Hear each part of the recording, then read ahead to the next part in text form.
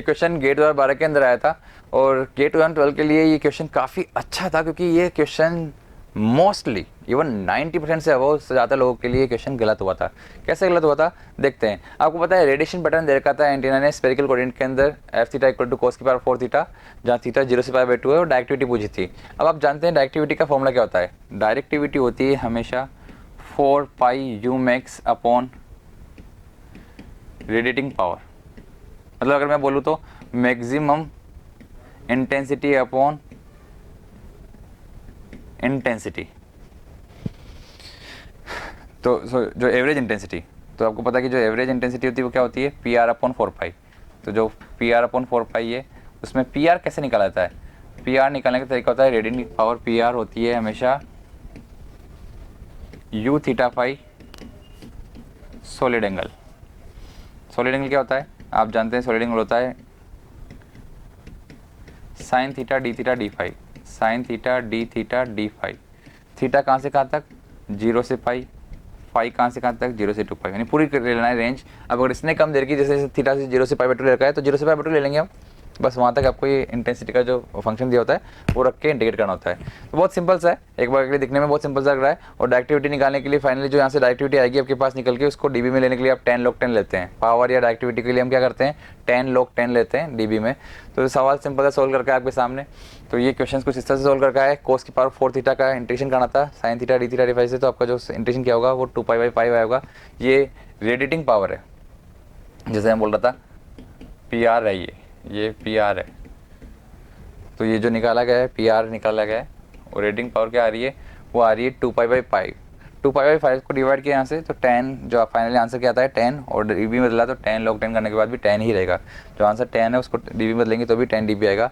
But यहाँ पर इस क्वेश्चन में सब लोगों ने ध्यान नहीं दिया कि जो दिया गया था वो रेडिएशन इंटेंसिटी नहीं, रेडिएशन पैटर्न दिया हुआ था। और वो हमेशा बोलता है फील्ड पैटर्न या रेडिएशन पैटर्न अगर है तो वो रेडिएशन इंटेंसिटी के साथ कैसे कवर करता है, वो हमेशा मोड एफ थीटा का स्क्वायर होता है। स्टार्टिंग में थ्योरी के अंदर समझाया जाता है कि जो फील्ड पैटर्न या रेडिएशन पैटर्न होता है उसका स्क्वायर रेडिएशन इंटेंसिटी होती है।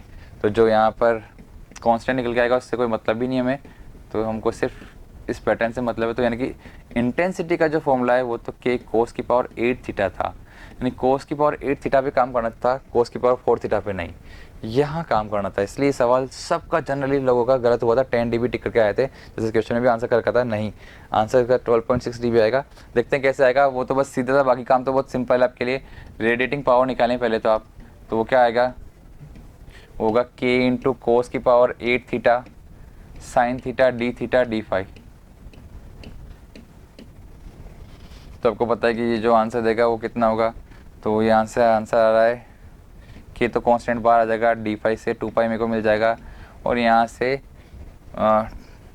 ठीक कोस की power 9 theta upon 9, sorry sine की पावर 9 थीटा अपॉन 9 बोल रहे हैं। या फिर बोलो कि वैल्यू कहाँ से कहाँ तक रखनी है 0 से π/2, यानी कि 1/9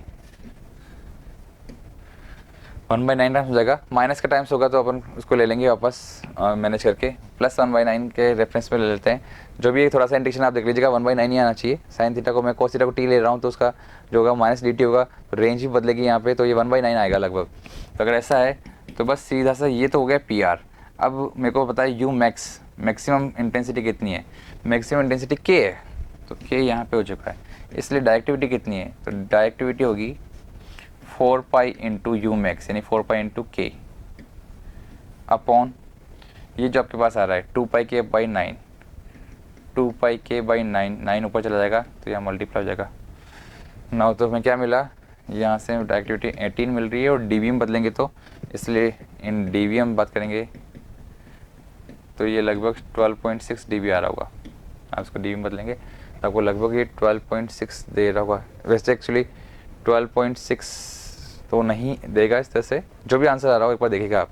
11.5 dB अगर आना चाहिए शायद, अगर ऐसा हुआ तो देखिएगा 11.5 dB आ रहा होगा, क्योंकि डीबी के अंदर हम बात कर रहे हैं। तो आप एक बार चेक कर लीजिएगा, मतलब आपको बस पैटर्न समझ में आ चुका है कि कैसा इसका आंसर होना चाहिए। अगर आप चाहें तो मैं इसका आंसर भी बता सकता हूँ, लगभग इसका शायद बॉम्बे ही आंसर आना चाहिए। आप इसका बस ये निकाल के देखिएगा ये क्या आ रहा है डायरेक्टिविटी। डायरेक्टिविटी अगर 18 आती है तो 10 dB के अंदर आप देख सकते हैं कि डीबी के अंदर 10 log 10 मिलेंगे तो कितना आएगा, ये तो हम अगर इसको डीबी में लेना चाहें